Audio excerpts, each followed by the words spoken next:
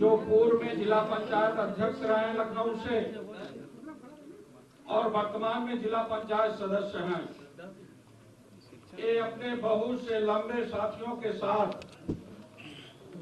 माननीय राष्ट्रीय अध्यक्ष समाजवादी पार्टी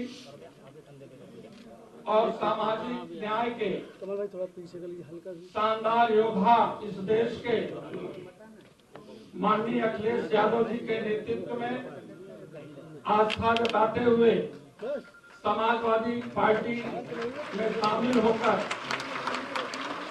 आज विजय बहादुर यादव जी का इस कार्यक्रम में मौलाना इकबाल कादरी साहब भी, विधायक रविदास मल्होत्रा जी, विधायक बाबू बलराम यादव जी, आदरणीय चौधरी राजेंद्र प्रसाद जी और इस कार्यक्रम में कई हमारे सम्मानित नेता मंच पर उपस्थित हैं।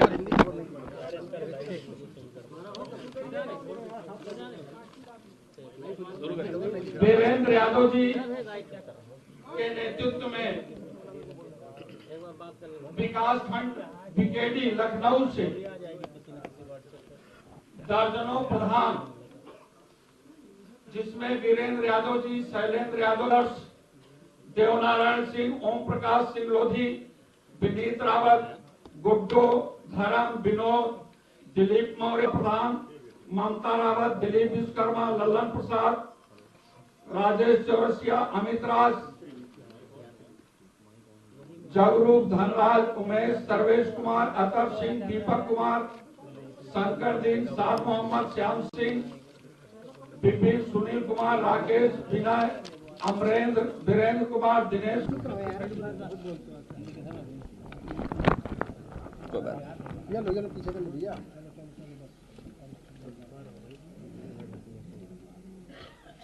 सबसे पहले मैं अपने प्रेस के साथियों का धन्यवाद देता हूं। आज इस कार्यक्रम में आप सब बड़ी संख्या में आए हैं। विजय बहादुर पूर्व में रहे जिला पंचायत अध्यक्ष, मैं इनको आज समाजवादी पार्टी में शामिल कर करके और साथ ही साथ इनके साथी सहयोगी आए हैं, मैं उन सभी साथियों का बहुत बहुत धन्यवाद और आभार प्रकट करना चाहता हूं। हाल ही में जो संविधान बचाने के लिए जो आह्वान किया था, पीडीए की लड़ाई को और मजबूत करने के लिए लगातार इन्होंने और इनके साथियों ने हमें जमीन पर मदद करने का काम किया है। जो इनका संघर्ष रहा, इनका सहयोग रहा, उसका परिणाम ये हुआ है कि मोहनलालगंज लोकसभा आपकी पार्टी बहुत ऐतिहासिक वोटों से जीत करके गई है। न केवल इनके साथियों का सहयोग हमें लखनऊ, मोहनलालगंज आसपास के क्षेत्र मिला है, बल्कि बाराबंकी और आसपास के क्षेत्रों में भी इनके सहयोगी साथियों ने बहुत ईमानदारी के साथ समाजवादी पार्टी और इंडिया गठबंधन और पीडीए की लड़ाई को मजबूत करने का काम किया है। मैं इन सभी साथियों का बहुत बहुत धन्यवाद देता हूं। हमें उम्मीद है कि आने वाले समय में इनके साथी सहयोगी और समाजवादी पार्टी के साथ मिलकर के समाजवादी आंदोलन को और मजबूत बनाने का काम करेंगे। हाल ही में जो सरकार फैसले ले रही है, ये सरकार जो आपस में लड़ रही है, इनके फैसले भी जल्दीबाजी के हैं। जहां शिक्षकों को परेशान करने के लिए जो सरकार ने फैसला लिया कि ऑनलाइन डिजिटल अटेंडेंस ली जाएगी, समाजवादी पार्टी ने उसका विरोध भी किया।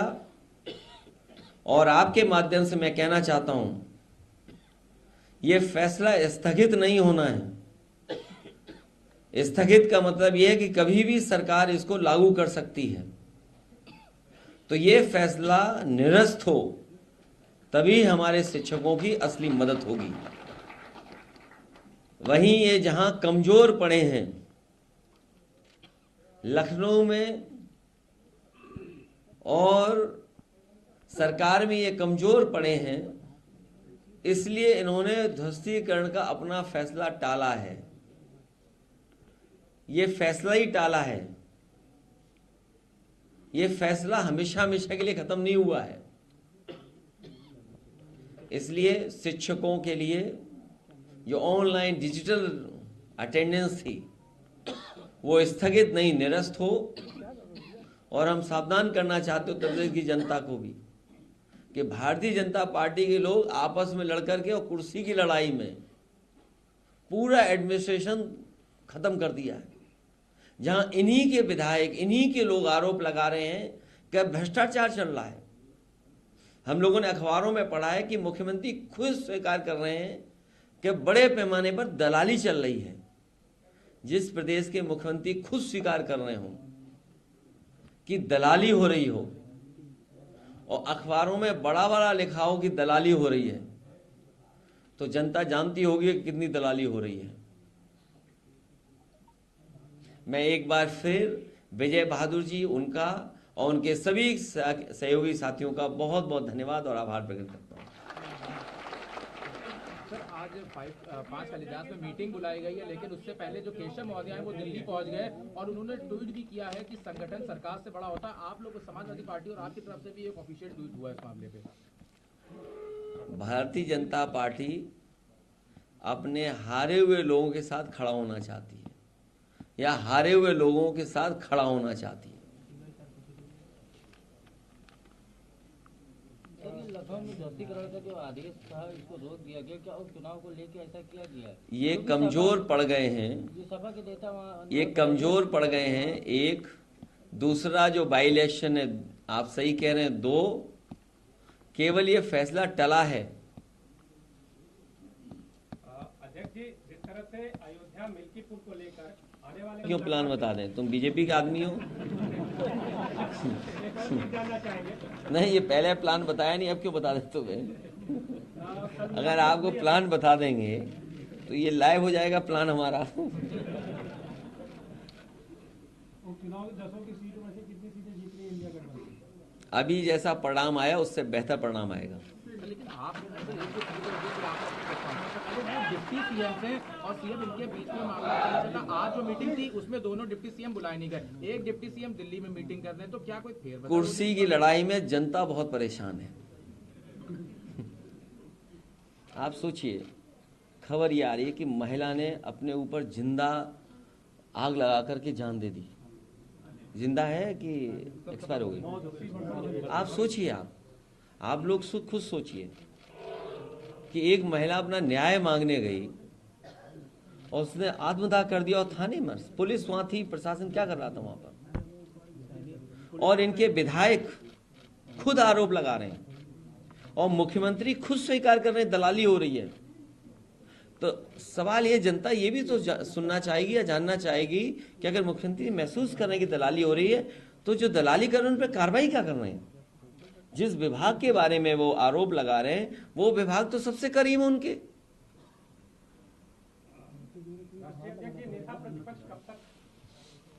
अब सदस्य आप नहीं तो आपको बना देता। नहीं, मेरी तो इच्छा है कि आप ही बन जाओ, तो आप पक्ष अच्छा रखोगे हमारा, क्योंकि अंदर की भी बात आप जान रहे होगे। उत्तर प्रदेश में बाढ़ की समस्या है। बाढ़ के अलावा देखिए, इसीलिए मैंने कहा ये सरकार कुर्सी के चक्कर में जनता को अपने हाल पे छोड़ दिया। कोई कह रहा है कि इतने गांव हैं बाढ़ की चपेट में, 1400 गांव। कोई अखबार लिख रहा है 900 गांव हैं बाढ़ की चपेट में। सच्चाई कम से कम ये सरकार बताए कि आखिरकार कितने गांव हैं चपेट में, क्या उनकी मदद हो रही है। कल सरकार कह देगी कि बाढ़ आई नहीं क्योंकि बाढ़ का पानी निकल जाएगा। जब जरूरत थी तो सरकार कहां थी? और जब मुख्यमंत्री जी के अपने गृह जनपद में बाढ़ हो, पूरा गोरखपुर में पानी भरा था, अब 2 दिन में बाहर निकल गया। तो जब मदद की जरूरत थी तब सरकार कहां थी?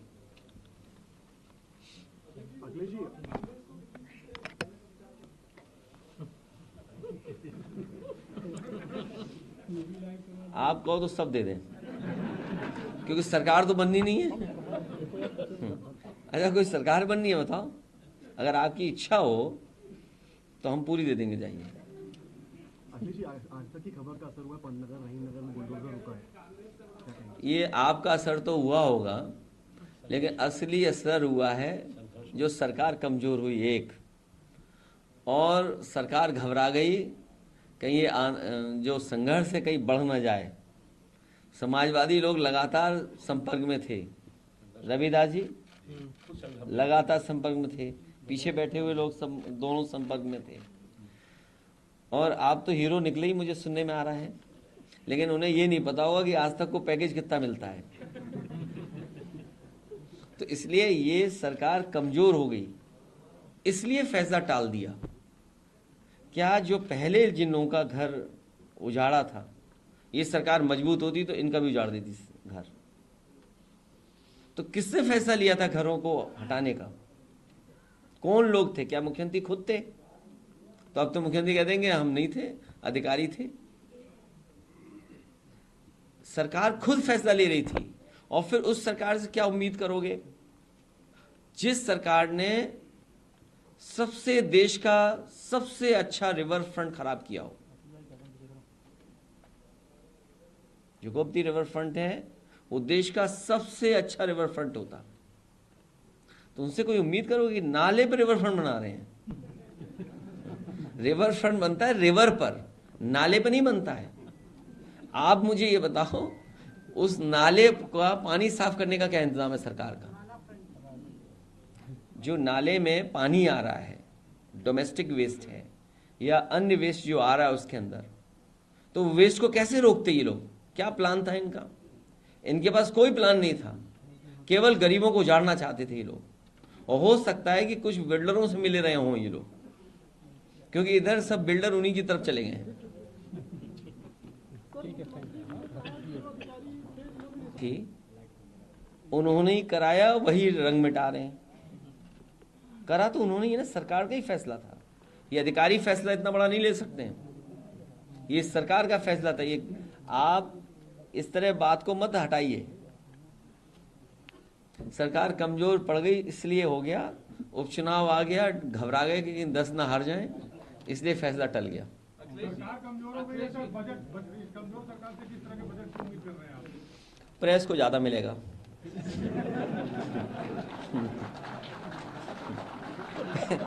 जो प्रेस को कितना मिलता है? कितना बजट है प्रेस का? रविदास जी कितना है?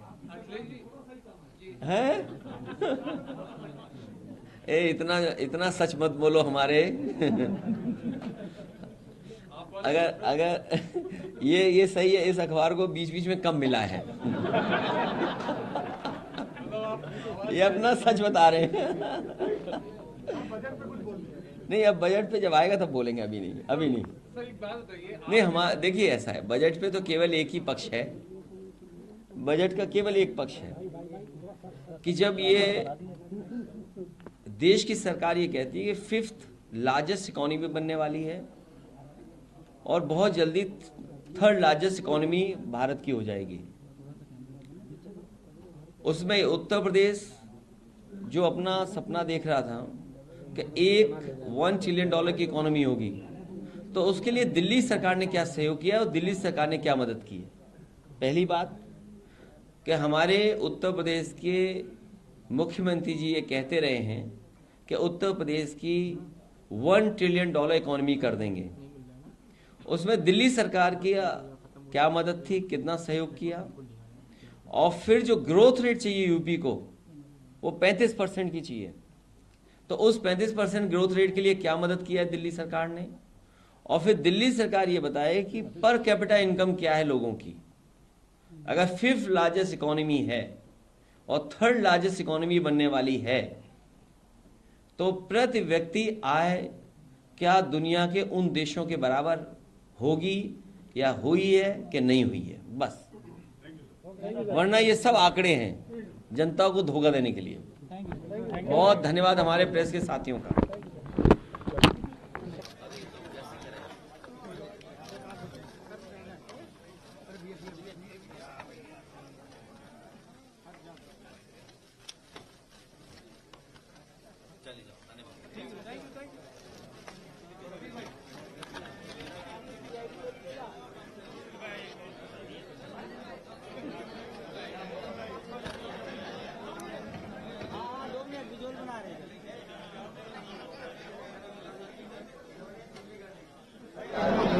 जिंदाबाद